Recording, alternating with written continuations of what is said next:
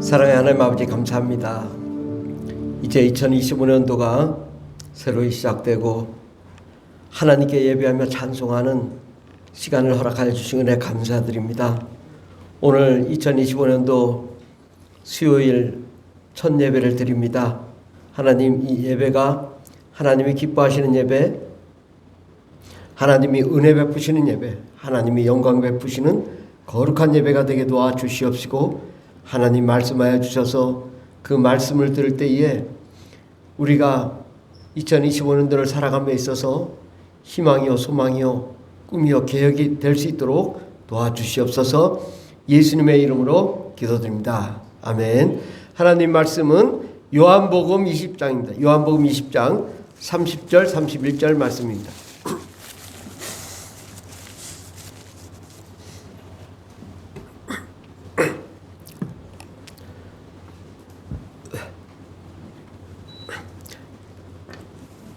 신약성경 184페이지 요한복음 20장 30절 31절 말씀을 다 같이 봉독하겠습니다. 예수께서 제 아들 앞에서 이 책에 기록되지 아니한 다른 표적도 많이 행하셨으나 오직 이것을 기록함은 너희로 예수께서 하나님의 아들 그리스도이심을 믿게 하려 하며 또 너희로 믿고 그 이름을 힘입어 생명을 얻게 하려 함이라. 아멘. 오늘 말씀의 제목은 2025년도 어떻게 시작할 것인가 라는 말씀으로 함께 은혜 받고자 합니다. 우리가 예수님을 믿으면서 각 사람마다 다 관점이 좀 다릅니다. 자기가 은혜 받은 거에 중점을 둬요. 그래서 어떤 사람은 몇 날 몇 시에 구원을 받았는가 거기에 관심이 있어요. 그래가지고 항상 당신은 몇 시에 구원 받았어요? 며칠 날 구원 받았어요? 이렇게 물어봐요. 왜? 구원이 너무 중요하니까. 그렇죠? 구원이 중요하죠. 그러니까 언제 몇 날 몇 시에 예수님 믿은 게 중요한 거야. 그 인생에게는. 그런데 과연 그 예수님 믿은 날짜가 중요한가요? 날짜가 중요한 게 아니라 예수님과 함께하는 삶이 중요한 거죠. 예. 또 어떤 사람은 이 재림, 아주 재림에 아주 꽂히신 분이 있어요. 그래가지고 오직 재림, 휴거, 이걸 막 강조해요. 주님이 언제 오실 것이다. 그래가지고 옛날에 1993년도 10월 28일 날 주님 오신다고 막 다 모든 거 때려치고 예배 드렸는데 안 오셨어. 그래가지고 그 목사님이 감옥 가셔가지고 오랫동안 아마 목회를 못한 걸로 알고 있는데 이 재림이 중요한 게 아니라 지금 내가 어떻게 살아가느냐가 더 중요한 거죠. 예수님이 나와 함께하는 삶이 중요한 거지 그 날짜가 중요하냐 그죠. 예. 또 어떤 사람은 666 14만 4천 재앙 말세 현상 그래서 늘 인사할 때마다 주님 곧 오십니다. 예. 주님 곧 오시는 게 중요한 거야. 그 주님 곧 오실 것이기 때문에 다 모든 걸 치우고 선교지에 나가죠. 그러니까 주님 곧 오실 것이기 때문에 선교지에 나간 건 좋은데 아니 은퇴할 때가 돼도 주님이 안 오셔. 곧 오실 줄 알았는데 저도 아마 제가 장담하지만 제가 살아있는 동안에 종말은 안 올 것 같아. 왜냐? 종말은 주님이 예언한 날인데 그건 아무도 예측할 수는 없어요. 그러나 알 수 있는 방법을 몇 가지를 말씀하셨는데 모든 민족에게 복음이 증거되고 이스라엘이 완전히 회복이 되고 이방 민족이 완전히 믿는 그때가 주님이 오신다는 거예요. 아직도 멀었어요. 아마 우리 살아있는 동안에 이스라엘이 다 회복될까? 저 터키에 10,000명이 1명도 구원받지 못한 사람들이 다 구원받을까? 아마 우리 살아있는 동안에는 그것이 어려울 거예요. 그런데 주님 곧 오십니다. 이것이 인생의 목적인 거야. 중요하긴 하죠. 주님 오시는 게. 그래서 주님 오시는 게 중요한가요? 아니, 주님 내일 오신다 하더라도 오늘 내 믿음, 내 신앙, 내 삶이 어떠냐가 중요한 거죠. 2025년도 내가 어떻게 살아갈 거냐, 얼마나 새벽부터 기도하고 말씀 보고 또 열심히 생업에 종사하고 또 주를 위해 헌신하고 봉사하고 희생하고 또 11조도 하고 감사헌금, 선교헌금, 건축헌금하고 주를 위해 몸부림치며 달려가는 것이 중요한 거지, 주님 곧 오시는 게 중요한 게 아니에요. 주님이 곧 오신다고 해도 내가 게으르고 아무것도 안 하면 아무 소용없는 거예요. 그런데 마치 우리의 믿음이 구원의 날짜가 중요한 것도 아니고 재림하는 것도 중요한 거 아니고 재앙의 날이 중요한 것도 아니고 말세가 중요한 것도 아니고 666이 중요한 것도 아니고 144,000이 중요한 것도 아니고 주님 곧 오시는 것도 중요한 게 아니에요. 나에게는 뭐가 중요한가? 뭐가 중요할까? 물질이 중요하더라고. 살다 보니까 야, 참 우리는 육체를 가졌잖아요. 또 숨도 쉬어야 되잖아요. 또 먹고 마셔야 되잖아요. 잠도 자야 되잖아요. 그러니까 물질도 중요해. 돈도 필요한 거예요. 그러니까 죽도록 고생해서 또 가족도 먹여 살려야 되고 함께 또 돈이 있어야 뭘 할 수 있잖아요. 뭐 먹어야 되죠. 또 예배 드리려면 또 돈이 있어야 예배를 드리는 거죠. 예. 이 교회가라는 것이 헌금이 없으면 운영이 안 되잖아요. 그러나 돈이 목적이 되면 안 되는 거예요. 뭐가 목적이 돼야 돼요? 예수님이 목적이어야죠.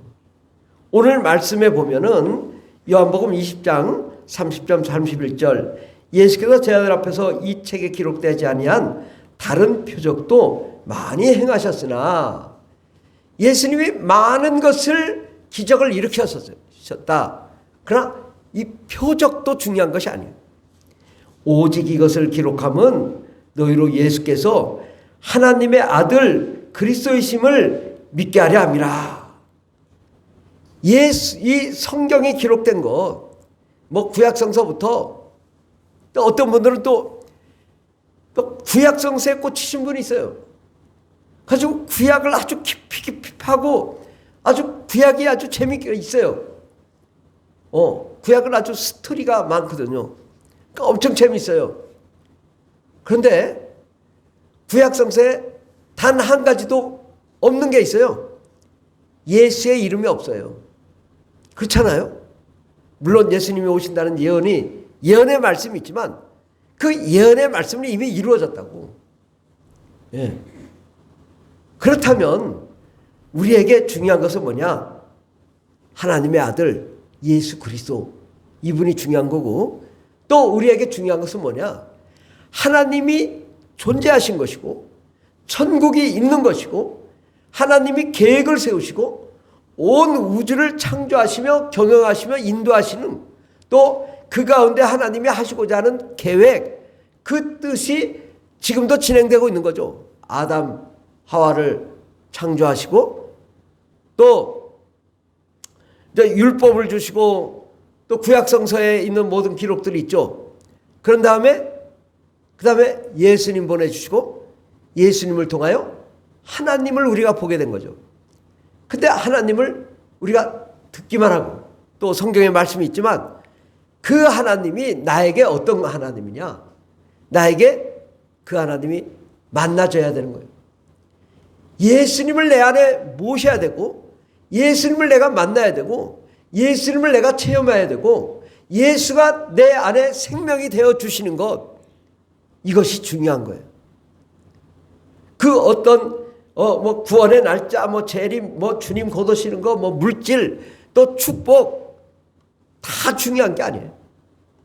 나에게 중요한 것은 그 하나님의 그 계획 가운데 내가 예수님을 만나고 그의 은혜 안에 거하고 예수님이 생명이 되어야 되는 것입니다. 그런데 우리는 성경의 본질을 봐야 돼요. 예수님 왔다 가셨어요. 근데 예수님이 하신 말씀이 있어요. 너희가 몇 날이 못 되어 내가 다시 올 텐데 성령을 받으라.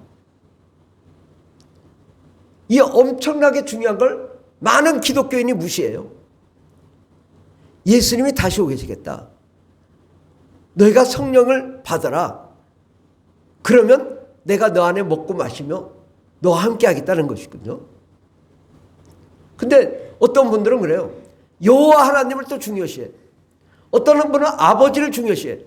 어떤 분은 예수님을 중요시해. 그런데 그 하나님이 내 안에 들어오시고 나와 함께 먹고 마시고 즐기려면 성령이 임해야 되는 거예요.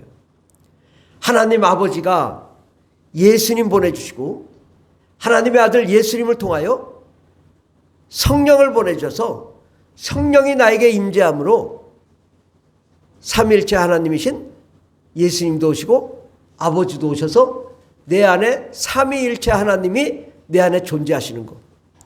하나님이 이걸 원하는 거거든요. 그런데 성경대로 안 해요. 성령 신비주의적인 거. 이렇게 하니까 하나님이 임할 수도 없고 하나님은 영이신데 영이신 분이 나에게 임해야 되는데 영이신 분이 나에게 오지 않아요. 그러니까 아무리 예수님을 귀로 듣고 또 성경으로 봤지만 그 하나님이 그 예수님이 내게 체험되지 않으니까 느낌이 없는 거예요. 예수를 아무리 믿어도 정말 예수님이 살아계실까? 정말 예수님이 나에게 존재하시는 분인가? 정말 나와 함께 하시나? 그렇게 알으려면 성령을 받아야 되는 거예요. 이게 하나님 법칙이거든요. 하나님 아버지가 세상을 창조하시고 예수님 보내주시고 십자가에 못 박아 죽으시고 우리 죄를 용서하시고 우리를 구원하시고 그 예수를 믿는 자마다 죄사함을 받고 성령을 받아서 성령 충만함으로 예수로 충만하게 되고 아버지로 충만하게 되고 성령으로 충만하게 되고 하나님으로 충만하게 되니까 와 정말 하나님이 살아계시는구나. 예수님이 나를 위해 십자가에 못 박아 죽으셨구나. 그 예수님이 내 안에 계시는가를 알고 경험하고 체험하게 되는 것입니다. 요즘 우리 대한민국도 여러 가지로 지금 굉장히 복잡해. 계엄령을 선포하고 여러 가지 복잡하잖아요.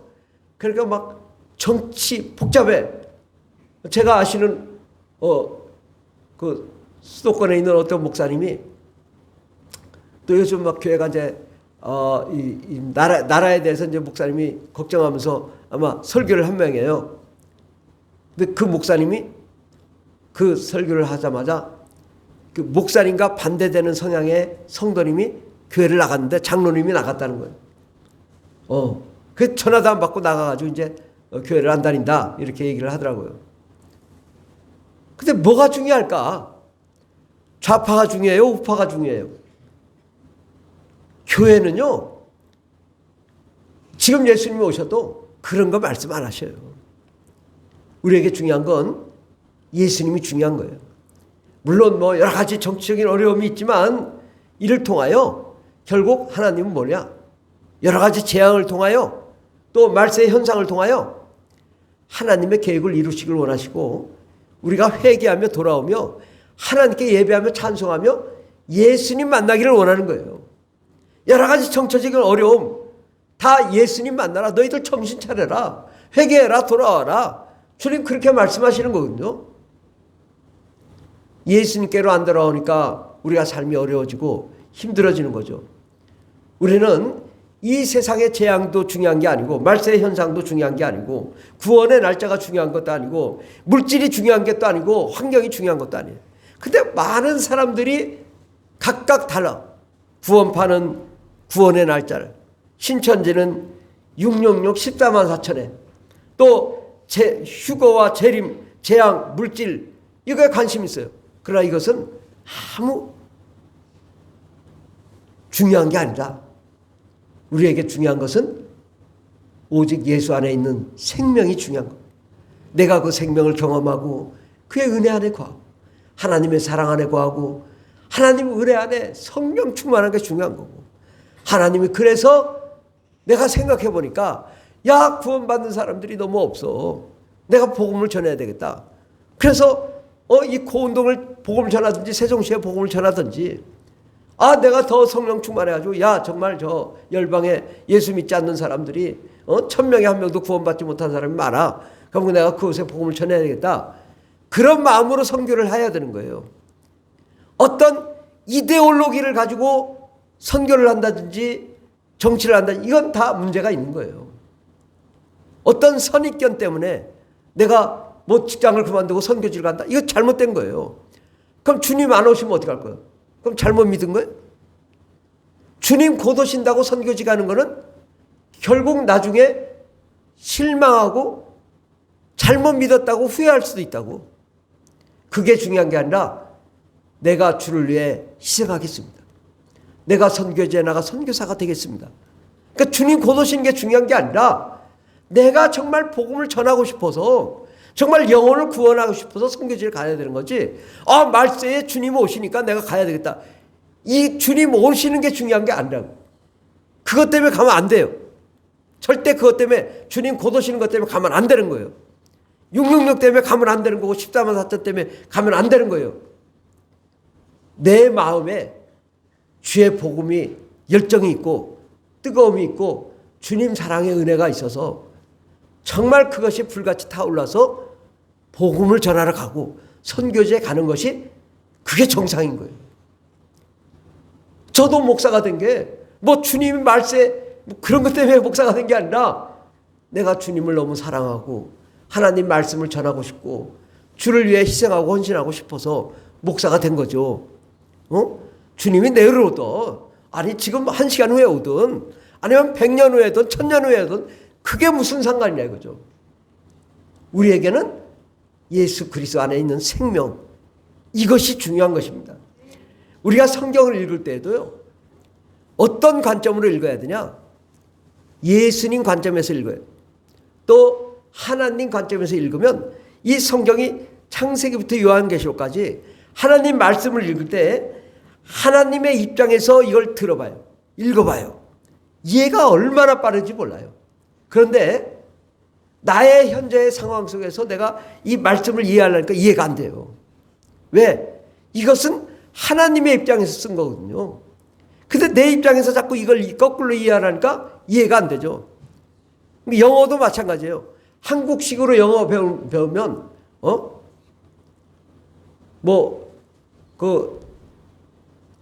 영어가 우리하고 어순이 다르잖아요. 근데 꼭 이 한국식으로 그는 나를 사랑한다 이런 식으로 그걸 영어식으로 된 거를 한국식으로 계속 해석하면 영어가 안 늘어나요. 우리가 어떻게 하면 영어를 늘어나냐? 그의 문화 속에 들어가서 영어를 배워야 영어가 금방 배워지는 거예요. 그러니까 영어를 모르면 무조건 그냥 미국 가서 살다 보면 영어가 영어식으로 해석이 되는 거예요. 우리가 성경도 마찬가지예요. 성경도 내 방식으로 이해하면 절대 이해가 안 된다. 그 전부 이해가 되는 게 아니라 정말 성경이 거꾸로 해석이 되는 거예요. 그걸 알레고리적 해석이라고 해요. 내 마음대로 해석하는 거예요. 신천지는 내 마음대로 해석하니까 성경이 엉터려. 신천지는 그 중심 사상이 뭐냐? 씨 뿌리는 비유요. 씨 뿌리는 게 뭐가 그렇게 중요해? 아니 씨를 그냥 뿌렸다 이거야. 돌짝밭에 뿌리기도 하고 가시밭에 뿌리기도 하고 옥토에 뿌리기도 했는데 옥토에 난 거는 30배, 10배, 100배 결실을 맺었다는 거지 그 씨가 어떻게 신천지고 이만희가 되냐 이거예요. 재림 예수가 되냐 이거예요. 그 씨가. 그러니까 우리가 성경을 볼 때 자꾸 내 관점에서 알레고리적 관점에서 이걸 해석하면 절대 이게 엉망진창이 되는 거 해석이에요. 차라리 안 배우는 게 나은 거죠. 예. 성경을 하나님의 입장에서 이해하고 하나님이 나를 얼마나 사랑하시나 나와 함께 하시는 하나님 그 하나님이 올 한 해 나와 함께 하시니 내가 성경을 읽을 때 하나님의 입장에서 읽고, 오늘 말씀에도 31절에 보면 오직 이것을 기록함은, 이 바로 성경의 기록은 너희로 예수께서 하나님의 아들이심을 믿게 하려 함이 있기 때문에 이 성경이 쓰여진 거라고. 그 하나님의 아들 예수 그리스도를 믿음으로 우리가 구원을 받고 영원한 생명을 얻고 천국에 들어가고, 또 이 땅에서도 그 영원한 생명으로 힘있게 살아가도록 하기 위해서 예수님이 오신 것입니다. 아멘. 또 이 성경이 쓰여진 거예요. 이 주제는 너희로 믿고 그 이름, 예수의 이름을 믿어 힘입어 생명을 얻게 하려 합니다. 우리가 정말 내가 예수님 만났는가? 내가 예수님 안에 생명이 있는가? 이것이 중요한 거지. 다른 것은 아무것도 중요한 게 아니에요. 물론 여러 가지 하나님 계획 가운데 재앙도 있고 휴거도 있고 뭐 666도 14만 4천, 이것은 뭐 그건 마귀에 대한 그런 관점에서 쓰여진 거고, 또 14만 4천은 모든 민족을 구원하기 위한 기록이란 말이죠. 근데 이런 걸 전부 이 인간적인 생각으로 이걸 해석하면 엉망진창이 되는 거죠. 우리가 참고로 666은 어떤 뜻일까요? 666.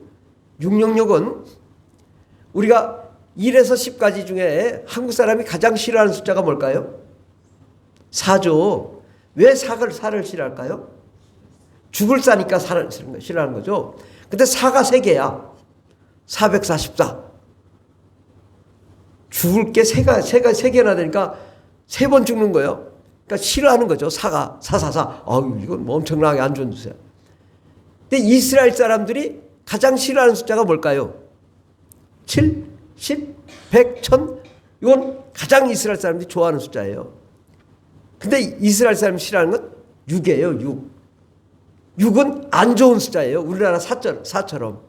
근데 6이 3개야. 매우 안 좋은 숫자라는 의미예요.